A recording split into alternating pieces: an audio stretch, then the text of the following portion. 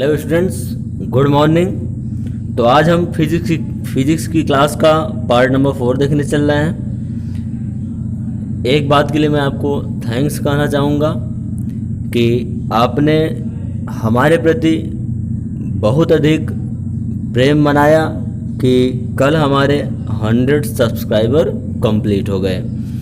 इस तरीके से आपका प्रेम बना रहे। तो आइए हम बिना किसी देरी के आज की क्लास स्टार्ट करते हैं। आज की क्लास में हम 2 हेडिंग डिस्कस करेंगे, जिनमें से हमारा एक होगा अनंत लंबाई के सीधे धारावाही तार का चुंबकीय क्षेत्र और दूसरी होगी लंबी परिनालिका के भीतर चुंबकीय क्षेत्र। तो ये आज हमारे 2 हेडिंग डिस्कस किए जाएंगे। अब ध्यान दीजिएगा, ये दोनों एप्लीकेशंस जो हैं एम्पियर के दोनों एप्लीकेशन जो हैं, एम्पियर के दोनों जो अनुप्रयोग हैं, ये हमारे बोर्ड के लिए मोस्ट इम्पोर्टेंस रखते हैं। पहला थोड़ा बहुत कम भी होगा, लेकिन सेकंड वाला जो है मीन्स जो सेकंड एप्लीकेशंस है वो हमारा मोस्ट इम्पोर्टेंस होगा। तो आइए आज की क्लास हम स्टार्ट करते हैं। चलिए देखते हैं हेडिंग हमारे पास क्या है। हेडिंग पहली है अनंत लंबाई के सीधे धारावाही तार के कारण चुंबकीय क्षेत्र। वैसे आपको में भी याद हो या ना याद हो, इस हेडिंग को आपने क्लास 10 में पढ़ा हुआ है या पिछली क्लास में भी हमने कहीं ना कहीं डिस्कस किया हुआ है। तो आइए समझते हैं पहले फिगर के बारे में, फिर हम डेरिवेशन स्टार्ट करेंगे। तो प्लीज़ फिगर के बारे में थ्योरी हम इसलिए इसमें नहीं लिखते हैं ताकि आप मैं जो बताऊं 2 से 3 बार उनको आप रिवाइज करिए और खुद से इसकी थ्योरी लिखने की कोशिश करिए। तो थ्योरी हम स्टार्ट करते हैं। माना एक लंबे तार मीन्स ये जो आपको दिख रहा है ये क्या एक लंबा तार है। एक लंबे तार में धारा I प्रवाहित हो रही है, मीन्स कोई लंबी तार है जिसमें धारा I बह रही है। अब ध्यान दीजिएगा, तार से कितनी दूरी पर, स्मॉल r की दूरी पर, तार से स्मॉल r दूरी पर एक पॉइंट मैंने यहाँ डिस्कस नहीं किया हुआ, एक पॉइंट मेरे पास क्या है P। एक पॉइंट क्या है P है, जिस पर हमें क्या ज्ञात करना है, जिस पर हमें चुंबकीय क्षेत्र की तीव्रता ज्ञात करनी है, जिस पर हमें चुंबकीय क्षेत्र की तीव्रता ज्ञात करनी है। अब आपको कंफर्म होगा B क्या है, चुंबकीय क्षेत्र की तीव्रता है, और DL क्या है, DL हमारा क्या हो जाएगा, एक छोटे से अवयव खंड की लंबाई। कल भी मैंने आपसे बोला DL का मतलब ड्राइवरी लाइसेंस नहीं होगा, बल्कि क्या होगा, एक अवयव खंड की लंबाई होगी। तो आइए देखते हैं, आगे बढ़ते हैं। तो एक बार चलिए हम फिर से एक बार रिपीट कर लेते हैं इसी थ्योरी को, क्या आपको थ्योरी लिखनी है अपने नोट्स में। माना एक लंबे तार में धारा I प्रवाहित हो रही है और तार से स्मॉल r की दूरी पर एक पॉइंट P है, जिस पर हमें क्या ज्ञात करना है, जिस पर हमें चुंबकीय क्षेत्र की तीव्रता ज्ञात करनी है।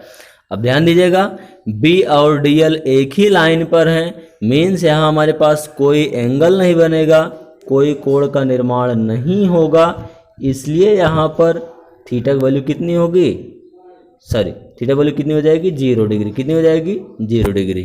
कितनी होगी, 0 अंश होगी। तो आइए स्टार्ट करते हैं। अब प्लीज मैं फिर से एक बार आपसे रिक्वेस्ट करता हूँ, जिन लोगों ने पिछले पार्ट्स नहीं देखे हुए हैं वो पहले उनको कंप्लीट करेंगे, तब इन पार्टों को देखना स्टार्ट करेंगे, अदरवाइज थोड़ी सी असुविधा हो सकती है उनको समझने में। चले, तो कल ही मैंने डिस्कस किया हुआ था एम्पियर का नियम। तो एम्पियर नियम बताइए क्या था, क्लोज्ड पाथ ऑफ इंटीग्रेशन। इसको थोड़ा सा पढ़ना सीख लीजिए। थोड़ा सा क्या पढ़ेंगे, closed path of integration vector B into vector DL is equal to μ0 I। तो शायद यहाँ तक आपको कोई प्रॉब्लम नहीं होगी। अब ध्यान दीजिएगा, क्लास 11th का मैंने रूल यहाँ पे लगाया हुआ है। क्या था, A dot B is equal to AB cos theta. ये हमारे पास होता है ना, A dot B is equal to AB cos theta. तो शायद आपको दूसरी लाइन में कोई दिक्कत नहीं होनी चाहिए। देखिए लिखा गया BDL cos theta is equal to μ0 I। अब बताइए अगले स्टेप हमने क्या किया, अगले स्टेप में मैंने क्या किया हुआ है, थीटा की वैल्यू को यूज कर लिया गया है। क्या किया गया? थीटा की वैल्यू को यूज कर दिया गया है। तो क्या हो जाएगा? B D L cos 0 degree is equal mu 0 I. ठीक है, अब कॉस 0 अंश का मान आपको पता होगा। कॉस 0 का मान कितना होता है? कॉस 0 डिग्री का मान कितना होता है? 1 होता है। ठीक है, तो यहाँ देखिए अगले स्टेप में क्या किया गया है? अगले स्टेप में वैल्यू को रख दिया गया है, मीन्स कॉस 0 का मान कितना? 1। तो शायद इसमें कोई प्रॉब्लम नहीं होनी चाहिए। अब ध्यान दें, अगले स्टेप में बढ़ते हैं। मल्टीप्लाई कर दिया गया है तो बी को हमने बाहर रख लिया और डी एल को अंदर ही रखा गया है, म्यू 0 आई। अब प्लीज एक चीज़ ध्यान दीजिएगा, किसी सर्कल के लिए पूरी लंबाई क्या होती है? किसी सर्कल के लिए पूरी की पूरी लंबाई क्या होती है? उसकी परिधि होती है। तो इसकी बताइए वैल्यू क्या बन जाएगी? इसकी वैल्यू हो जाएगी, चलिए एक बार हम लिख देते हैं, close path of integration D L is equal to क्या? वृत्त की परिधि। यही तो होगी ना, वृत्त की परिधि। क्या हो जाएगी? वृत्त की परिधि। अब आपको पता होगा, आप छोटी क्लास से पढ़ते चले आ रहे हैं, वृत्त की परिधि का फॉर्मूला क्या होता है? 2 पाई आर होता है। क्या होता है? 2 पाई आर। वृत्त की परिधि का फॉर्मूला क्या होता है? 2 पाई आर। तो आइए आगे बढ़ते हैं। तो ध्यान दीजिएगा, मैंने इस स्टेप में क्या किया हुआ है? b इंटू डी एल की जो वैल्यू होती है 2 pi r is equal to mu 0 I. तो बताइए यहाँ से क्या बन जाएगा? 2 पाई आर हमारे यहाँ मल्टीप्लाई में है, मीन्स अगले स्टेप में हमारा क्या हो जाएगा? और कहाँ चला जाएगा? डिवाइड में। कहाँ चला जाएगा? डिवाइड में। तो देख लिख दिया गया है b is equal to mu 0 upon 2 pi I upon R. अब चुंबकीय क्षेत्र का मात्रक क्या होता है? न्यूटन प्रति एम्पियर मीटर। या आप एक लाइन और बढ़ा सकते हैं न्यूमेरिकल के लिए। न्यूमेरिकल के लिए क्या हो जाएगा? b is equal to mu 0 upon 4 pi, means हमने क्या किया हुआ है? 2 से गुणा कर दिया गया है और 2 से भाग कर दिया गया है, इसलिए हमारा क्या बन गया? b is equal to mu 0 upon 4 pi 2 I upon R newton प्रति एम्पियर मीटर। तो शायद आपको कोई प्रॉब्लम नहीं होगी। तो इस तरीके से हमारा क्या हो जाएगा? यही अनंत लंबाई या अनंत लंबे धारावाही तार कारण चुंबकीय क्षेत्र के सूत्र का निगमन है। प्लीज़ मैं आपसे बार बार रिक्वेस्ट करता हूँ, अपनी प्रॉब्लम को सॉल्व करने के लिए हमें ज़रूर कमेंट करें, ताकि मैं आपकी हर समस्याओं को सॉल्व कर सकूं। तो आइए हम अगली हेडिंग डिस्कस करेंगे। अगली जो हमारी हेडिंग आती है, ये ध्यान दीजिएगा, अगर जहाँ पहला थोड़ा बहुत कम इम्पोर्टेंस रखता है बोर्ड के लिए, तो ये हमारा क्या होगा? मोस्ट इम्पोर्टेंट बन जाएगा। हेडिंग हमारी क्या आती है? लंबी परिनालिका के भीतर चुंबकीय क्षेत्र। लंबी परिनालिका के भीतर चुंबकीय क्षेत्र। अब आप देख लीजिए कब कब पूछा गया इसको? 2015 में, 2016 में और 2019 में। ठीक है, तो क्या हम आगे बढ़ सकते हैं? चलिए थोड़ा सा समझते हैं पहले फिगर के बारे में, और पहले समझ लेते हैं परिनालिका क्या होती है। पहला काम क्या समझते हैं? व्हाट इज सोलेनॉइड, मीन्स परिनालिका क्या होती है। तो ध्यान सुनिएगा प्लीज़, 1 से 2 बार आप थ्योरी जब सुन लेंगे तो आपको पूरी तरीके से कंठस्थ हो जाएगा, याद हो जाएगा, कोई प्रॉब्लम आपको नहीं होगी। ध्यान सुनिएगा, परिनालिका क्या होती है? परिनालिका एक लंबी बेलनाकार, परिनालिका एक लंबी बेलनाकार कुंडलनी होती है। अब कुंडलनी क्या होती है? आपने देखा होगा पंखे की जब बाइंडिंग उंडिंग की जाती है तो उसमें सर्कल फॉर्म में, मीन्स जो ताबे लपेटे जाते हैं वो कुंडल के फॉर्म में लपेटे जाते हैं। ठीक है, तो ध्यान दीजिएगा, फिर से बार सुनिए। परिनालिका क्या होती है? परिनालिका एक लंबी बेलनाकार कुंडलनी होती है, और इसे बनाने के लिए हम किसा यूज करते हैं? किसी कार्डबोर्ड अथवा चीनी मिट्टी की नलिका के ऊपर तांबे के विद्युतरोधी तार के बहुत से फेरे एक दूसरे से सटाकर लपेट दिए जाते हैं। फिर से एक बार शॉर्टकट में जल्दी सुन लेते हैं। परिनालिका एक लंबी बेलनाकार कुंडलिनी होती है और इसे बनाने के लिए हम किसका यूज करते हैं, किसी कार्डबोर्ड या चीनी मिट्टी की नली का यूज करते हैं। और इसमें हम करते क्या हैं, तांबे का तार, तांबे के तार के बहुत से फेरे होते हैं जिनको एक दूसरे से सटाकर लपेट दिया जाता है।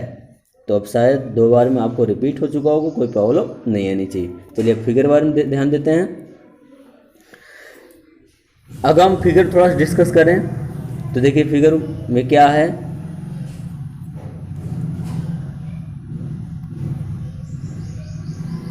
चलिए अब आप देख पा रहे होंगे ये ए बी सी और डी।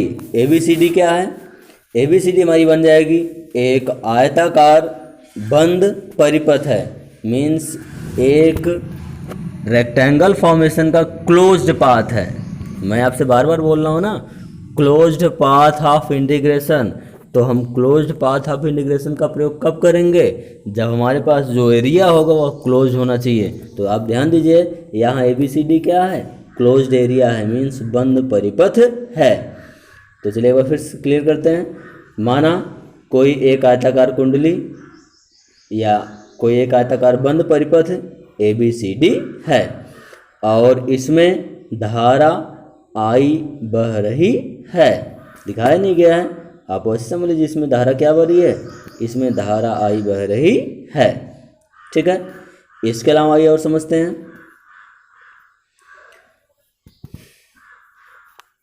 आप इन सब चीज़ों जो क्रॉस लगे हुए हैं, जो आप क्रॉस ये देख पा रहे हैं, क्रॉस किसको शो करता है, क्रॉस मैग्नेटिक फील्ड को शो करता है। मीन्स क्रॉस का मतलब क्या है, चुंबकीय क्षेत्र को शो करना है, चुंबकीय क्षेत्र को दर्शाना है।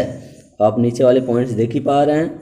आई नॉट क्या चीज़ आप देख पा रहे हैं, आई नॉट हमारे पास पड़ा हुआ है। आई नॉट क्या है, प्रत्येक फेरे में धारा।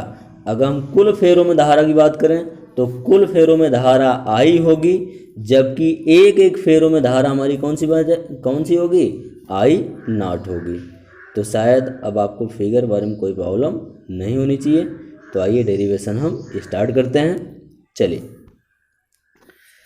तो पहली लाइन हमने क्या लिखा हुआ है, आयताकार पथ ए बी सी डी के लिए, किसकी बात कर रहे हैं, आयताकार पथ ए बी सी डी के लिए। अब ध्यान दीजिए ये आपका साथ नहीं छोड़ेगा, ये आपका पीछा कब छोड़ने वाला नहीं जब तक ये मैग्नेटिक फील्ड चलता रहेगा।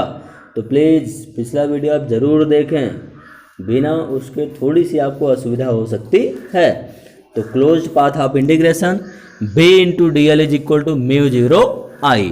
तो शायद इस स्टेप में आपको कोई दिक्कत नहीं होनी चाहिए। चलिए आगे हम बढ़ते हैं। आयताकार चित्र ए बी सी डी के लिए, आयताकार चित्र ए बी सी डी के लिए ये थोड़ा सा डेरिवेशन लंबा हो सकता है, मीन्स आपको थोड़ी बहुत असुविधा हो सकती है, लेकिन प्लीज़ अगर आप इसको 1 से 2 बार 3 बार रिपीट करेंगे तो ये आपको आसानी से डेरिवेशन तैयार हो जाएगा। मैं फिर से बोलता हूँ, ये आपके बोर्ड के लिए मोस्ट इम्पॉर्टेंट है, इसलिए थोड़ा सा इसको आप बहुत ध्यान से समझिएगा, बहुत ध्यान से पढ़िएगा। चलिए देखते हैं क्या किया गया इसमें। क्लोज पाथ ऑफ इंटीग्रेशन, देखिए इस लाइन में कुछ भी नहीं किया, आपको समझने में कोई दिक्कत नहीं है। अब बताइए हमारे पास कितने पॉइंट्स हैं आयताकार कुंडली में या आयताकार पथ में, ए बी सी और डी। तो देखिए लिखा यही चीज़ गया है, बी इंटू डी एल ही लिखा गया है। बस एक बार ए से बी से सी से डी और डी से ए। तो शायद ये भी लाइन आपके लिए बहुत सिंपल होगी, कोई प्रॉब्लम आपको नहीं आनी चाहिए। चलिए हम आगे बढ़ते हैं। अब चित्र को आप भाई देखते चलिएगा। चलिए समझते हैं चित्र से मैंने क्या देखा हुआ है, बी सी और डी ए। अगर आप फिगर को ध्यान से देखिए तो बी सी और डी ए में बी और डी एल क्या है, परस्पर लंबवत हैं। चलिए एक फिगर भी देख लेते हैं, ध्यान दीजिए। ये बी सी हमारा है और ये हमारा क्या है, डी ए है। अब आप खुद समझ लीजिए क्या इसके अकॉर्डिंग ये परपेंडिकुलर है कि नहीं है, मीन्स ये क्या है, लंबवत हैं। तो चलिए जल्दी से पहले थोड़ा समझ लेते हैं। बी सी और डी ए हमारा क्या है, लंबवत है, जबकि सी डी और ए बी के बीच में कोई भी एंगल नहीं बन रहा है, कोई भी कोण नहीं बन रहा है, तो यहाँ पे थीटा हमारे पास क्या होगी, 0 अंश होगी या 0 डिग्री होगी। चलिए आगे बढ़ते हैं। अब शायद आपको समझ में आ चुका होगा। चलिए देखिए उसी थ्योरी को हम रिपीट करते हैं एक बार। बी सी और डी ए के बीच या डी ए के लिए बी व डी एल परस्पर क्या है, लंबवत हैं, मीन्स हमारा थीटा क्या होगा, 90 डिग्री हो जाएगा। जबकि ए बी और सी डी के लिए बी व डी एल के बीच कोई भी कोण नहीं बना हुआ, तो हमारे पास यहाँ पर क्या हो जाएगा, थीटा की वैल्यू क्या होगी, 0 डिग्री होगी। अब देखिए इन्हीं को अगले स्टेप में यूज कर लिया गया है, इन्हीं को क्या किया गया है, अगले स्टेप में यूज किया गया। देख लीजिए अब देखिए आपका मेन इक्वेशन वही रहेगा, पीछे जो आपने जस्ट लिखा हुआ है उन्हीं को हम आगे बढ़ाते चल रहे हैं। Means B D L is equal to A B, सारी चीज़ें जो लिखी गई पिछला वाला स्टेप लिखा गया है। अब देखिए थोड़ा सा भी अगले में चेंजिंग हो रही है, अगले में देखिए चेंजिंग क्या हो रही है। देखिए मैंने आपसे बताया ना ए बी, अब आप देख लीजिए फिगर को, ए बी के बीच में हमारे पास एंगल क्या है, 0 अंश है। बी और सी के बीच में क्या है, बी और सी के बीच में हमारे पास कोण क्या है, 90 अंश है। सी और डी के बीच में हमारे पास कोण क्या है, 0 अंश है। और डी और ए के बीच में हमारे पास कोण क्या है, 90 अंश है। तो इसलिए या इस रीजन से अब आप देखिए सबकी वैल्यू हमने यूज कर लिया वो, मीन्स cos 0 मान कितना होता है, 1 होता है, और cos 90 का मान कितना होता है, 0 होता है। अब बताइए 0 में कौन कौन से कट जाएंगे, ये एक कट जाएगा cos 90 का मान 0, और ये एक कट जाएगा, बचेंगे कौन से, हमारे 2 बच जाएंगे। ये ए से बी cos 0 अंश का मान हमारे पास चूँकि 1 होता है तो एक यहाँ लिखा नहीं गया है, मीन्स हमारे पास बचेगा कौन सा, ए से बी वाला और सी से डी। तो शायद इस लाइन में आपको कोई दिक्कत नहीं होनी चाहिए। प्लीज़ स्टूडेंट्स, मैंने बहुत इसमें मेहनत की हुई है आपकी सरलता के लिए, ताकि आपको बेहतर ढंग से समझ में आ जाए।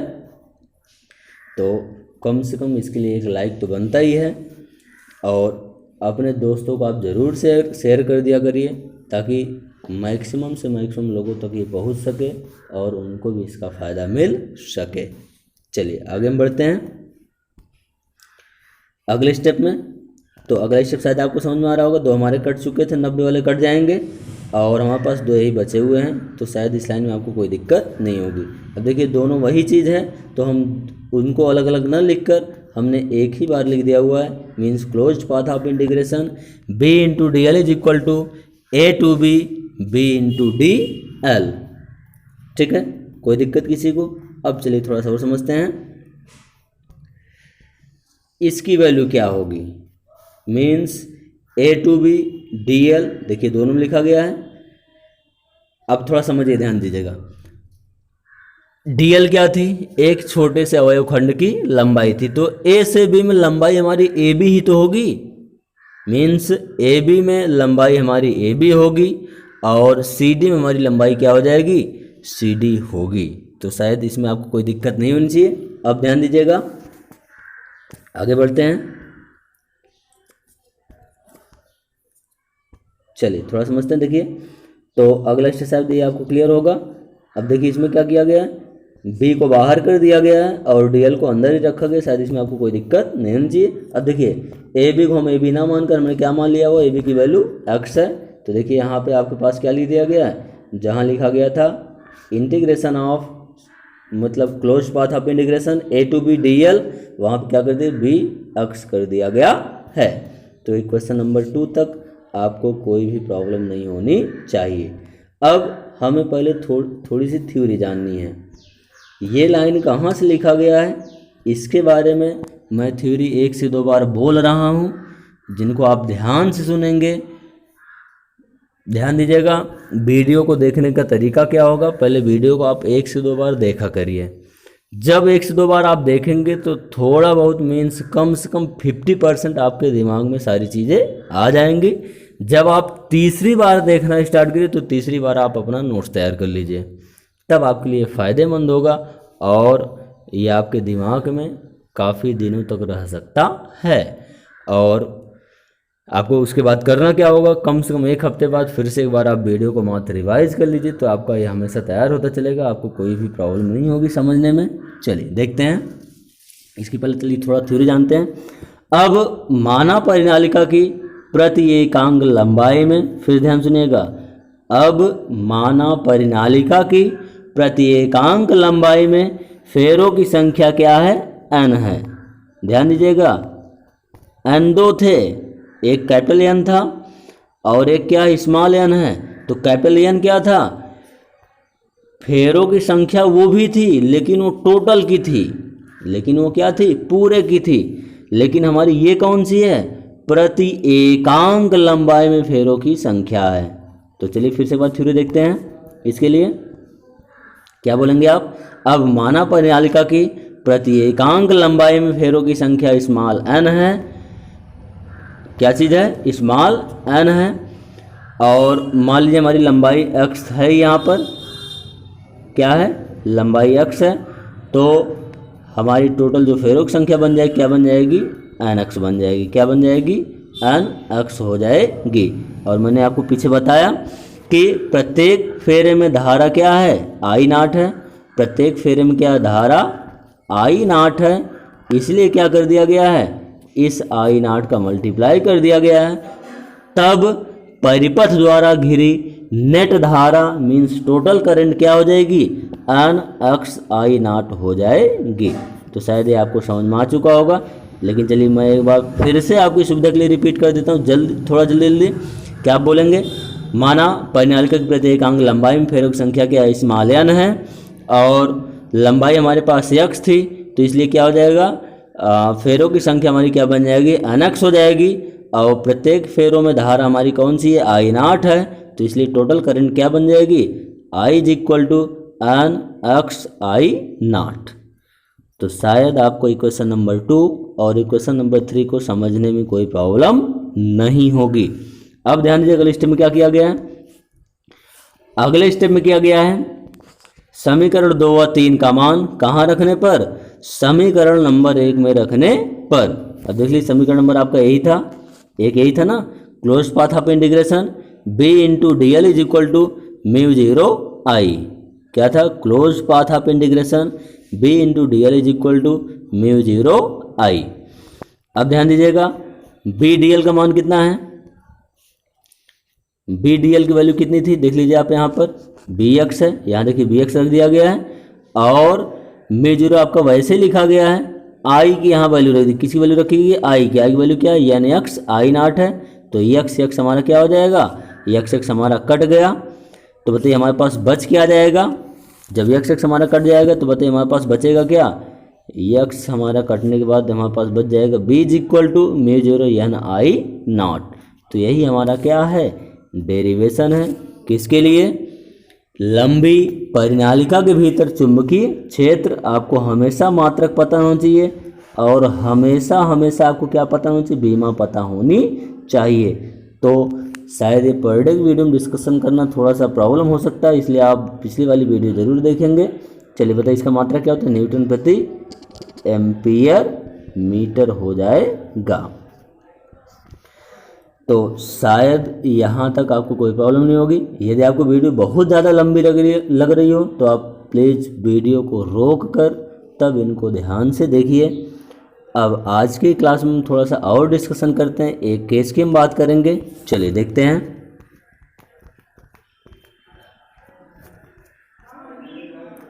Once more please, 1 minute.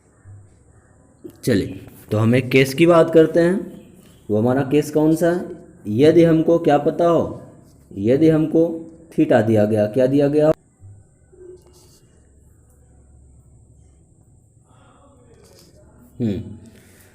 यदि हमें एंगल क्या पता हो, थीटा। तो आप पहले फिगर थोड़ा सा देख लीजिए, किसकी हम बात कर लेते, पहले फिगर की हम बात कर लेते हैं। ये भी मान लीजिए कोई परिनालिका है जिसकी लंबाई क्या है, स्मॉल एल है, क्या है, स्मॉल एल है। यहाँ पर हमारे पास पॉइंट पी है और हमारे पास देख लीजिए एंगल क्या है, थीटा 1 है और थीटा 2 है। तो ध्यान दीजिएगा इसका डेरिवेशन आपके सिलेबस में नहीं है, तो इसके यहाँ डेरिवेशन करने का कोई मतलब निकलता नहीं। बस आपको यहाँ न्यूमेरिकल के लिए डायरेक्ट आपको यहाँ फॉर्मूला तैयार करना है। तो अगर जहाँ एंगल मीन्स कोण थीटा की बात की जाए तो हमारा चुंबकीय क्षेत्र का मान क्या हो जाता है, चुंबकीय क्षेत्र B is equal to mu zero NI/2 cos theta 1 minus cos theta 2। जहाँ पे मैंने आपको पीछे बता दिया n क्या है, एन हमारे पास क्या बन जाएगा, स्मॉल एन की वैल्यू क्या है, capital N upon small L है। स्मॉल एन देखिए हमने हिंदी लिख दिया हुआ है, परिनालिका की प्रति लंबाई में फेरों की संख्या, और कैपिटल एन क्या है, पूरे फेरों की संख्या, मीन्स सबके योगफल को हम अगर बात करेंगे तो कैपिटल एन से शो करेंगे। अगर एक एक की बात करनी हो तो हम किसको यूज करते हैं, स्मॉल एन को यूज करते हैं। तो देखिए ध्यान दीजिएगा, शायद अब आपको इसमें कोई दिक्कत नहीं होनी चाहिए, ठीक है। अब ध्यान दीजिएगा, इससे रिलेटेड केस नंबर 1 लिया गया है। क्या किया, केस नंबर 1। तो आपका समझ लीजिए इस समय मेन फॉर्मूला बनेगा, यदि केस नंबर 1 पढ़िए एक बार क्या लिखा गया है, यदि परिनालिका अनंत लंबाई की है, परिनालिका क्या है, अनंत लंबाई की है, तो हमारे पास कंडीशन क्या होगी, तब हमारे पास कंडीशन हो जाएगी θ1 वैल्यू क्या होगी, 0 अंश होगा, मीन्स θ1 वैल्यू क्या होगी, 0 डिग्री होगी, और थीटा की वैल्यू क्या हो जाएगी, θ2 की वैल्यू क्या हो जाएगी, पाई हो जाएगी। तो शायद इसमें कोई दिक्कत नहीं होगी किसी को। तब बताइए, आप खुद ही सोच लीजिए, कॉस 0 का मान कितना होता है, 1 होता है, और कॉस 180 पाई का मतलब क्या होता है, पाई का मतलब क्या होता है, 180 अंश होता है, और 180 अंश का मान कितना होता है, मतलब कॉस 180 अंश का मान कितना बनता है, कॉस पाई वैल्यू कितनी होती है, -1 होती है। कॉस 180 अंश की वैल्यू क्या होती है, -1 होती है, तो इसलिए ये लाइन इधर यहाँ लिखी गई है। अब शायद इसमें आपको कोई दिक्कत नहीं होनी चाहिए। चलिए आगे बढ़ते हैं। अब देखिए पीछे आपका फॉर्मूला क्या था, B = μ0 n I/2 cos θ1 - cos θ2, तो ये था ना। चल देखते हैं। अब देखिए यहाँ क्या किया गया है, B = μ0 n I/2 cos θ1, θ1 हमारे पास कितना है, 0 अंश है, तो cos 0 मान कितना हो जाएगा, 1, माइनस आपको बीच में लगा हुआ है तो माइनस यहाँ लगा दिया गया है। cos θ2 मतलब कितना, cos पाई अंश, cos पाई मान कितना, -1, तो माइनस से क्या बन जाएगा, +1 1 2। शायद इसमें भी आपको कोई दिक्कत नहीं होनी चाहिए। 2 से 2 हमारा क्या हो जाएगा, कैंसिल आउट हो जाएगा। तो बताइए हमारे पास बच कितना जाएगा, B = μ0 n I न्यूटन प्रति एम्पियर मीटर, ठीक है। अब यार इतनी केस कहाँ है बताई जा रही है, एग्जाम में आपको इतना नहीं लिखना है। एग्जाम में अगर आता है तो बस आप यहीं जहाँ आपका पहला डेरिवेशन जहाँ कंप्लीट हुआ, B = μ0 n I0, आप वहीं कंप्लीट करके छोड़ देंगे। हम इतना डिस्कशन इसलिए कर रहे हैं क्योंकि हमें न्यूमेरिकल्स भी करने हैं, इसलिए हम यहाँ पर मैक्सिमम डीपली इनके बारे में डिस्कशन कर रहे हैं। चलिए अब हम केस नंबर 2 की बात करते हैं। केस नंबर 2 हमारे पास क्या है, यदि बिंदु लंबी परिनालिका के सिरे पर है, तो आप फिगर देख लीजिए। फिगर में सिरे पर कौन पड़ा हुआ, सिरे पर हमारा कौन पड़ा हुआ, P' पड़ा हुआ, मीन्स अब इनकी हम बात कर रहे हैं। अगर P' हो तो देखिए इसके लिए हमारे पास शर्त क्या बनती है, इसके लिए हमारे पास कंडीशन क्या होती है, θ1 वैल्यू 0 हो जाएगी और θ2 वैल्यू क्या बन जाएगी, 90 डिग्री, मीन्स π/2 बन जाएगी। अब आपको शायद कोई प्रॉब्लम नहीं होनी चाहिए। B = μ0 n I/2, θ1 जहाँ कितना, cos 0 अंश, और θ2 कितना बन जाएगा, cos 90 अंश। cos 0 मान कितना होता है, 1 होता है, cos 0 का मान कितना होता है, 1 होता है। प्लीज़ देखिए बायोलॉजी वाले और मैथ वाले, जरूरी नहीं सब मैथ वाले तेज ही होते हैं, तो चाहे बायोलॉजी वाले हैं चाहे मैथ वाले हैं, प्लीज़ मैं आपसे बार बार रिक्वेस्ट करूँगा कम से कम टेबल तो आप ट्रिग्नोमेट्री जरूर रख लीजिए, उसको रट डालिए, ज़्यादा नहीं रटना हमको, मीन्स मैक्सिमम यूज होंगे जो वही क्या नाम है, tan का यूज होता है और साइन यूज होते हैं, कॉस यूज होते हैं, जिनमें से हमारे 0 डिग्री आएंगे, मैक्सिमम 90 अंश आ सकते हैं और कभी कभार 60, इन सब का यूज हो सकता है। लेकिन आपको ज़रूरी नहीं कि जितना हमारा यूज उतना हम तैयार किए रहें, थोड़ा सा आप एक्स्ट्रा रहेंगे, आपको कोई प्रॉब्लम नहीं होगी। ध्यान दीजिए आप, तब क्या हो जाएगा। अगले स्टेप में क्या किया गया है, अगले स्टेप में B = μ0 n I/2, cos 0 मान कितना, 1, cos 90 मान क्या हो जाएगा, 0। तो शायद इसमें कोई दिक्कत नहीं होगी, 1 का मल्टीप्लाई कर दिया गया है तो हमारे पास क्या आ जाएगा, देख लीजिए, एक आपको वैसे लिखा गया, गुणा करेंगे तो आप वही आपके पास बच जाएगा। तो हमारे पास एट लास्ट डेरिवेशन क्या आ जाएगा, B = μ0 n I/2 न्यूटन प्रति एम्पियर मीटर। तो शायद आपको यहाँ तक समझ में आया होगा। आज की वीडियो थोड़ी सी लंबी है, मैं भी मानता हूँ, लेकिन आपको भी बात पता होनी चाहिए, समय कम है, काम ज़्यादा करना मीन्स काम हमें अधिक करना है, तो इसलिए थोड़ा सा आपकी भी हेल्प चाहिए। आप थोड़ा सा हेल्प करेंगे और मीन्स आपकी मेहनत और हमारी मेहनत, शायद हम आप आगे बहुत बढ़ सकते हैं। और ध्यान दीजिए एग्ज़ाम अपने समय पर होने का मतलब मार्च में एग्ज़ाम होने हैं, तो इसलिए प्लीज़ अभी से ही अपना आप नोट्स तैयार करते चलिए और नोट्स को आप रिपीट करते चलिए, आपको कोई भी प्रॉब्लम नहीं आएगी। तो स्टूडेंट्स आज के लिए इतना ही। प्लीज़ प्लीज़ प्लीज़ आपको वीडियो कैसा लगा हमें कमेंट करके बताएं। यदि वीडियो आपको पसंद आया हो तो वीडियो को लाइक करें, अपने दोस्तों को ज़रूर से ज़रूर शेयर करें और ऐसी वीडियोज़ पाने के लिए हमारे चैनल को सब्सक्राइब करें, ताकि जितनी भी आने वाली वीडियोज़ हैं, चाहे वो फिज़िक्स की हैं चाहे वो मैथ की हैं, आप तक आसानी से पहुंचाई जा सकें।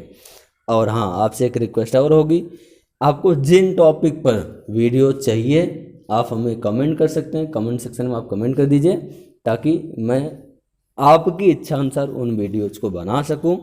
तो आज के लिए इतना ही, धन्यवाद।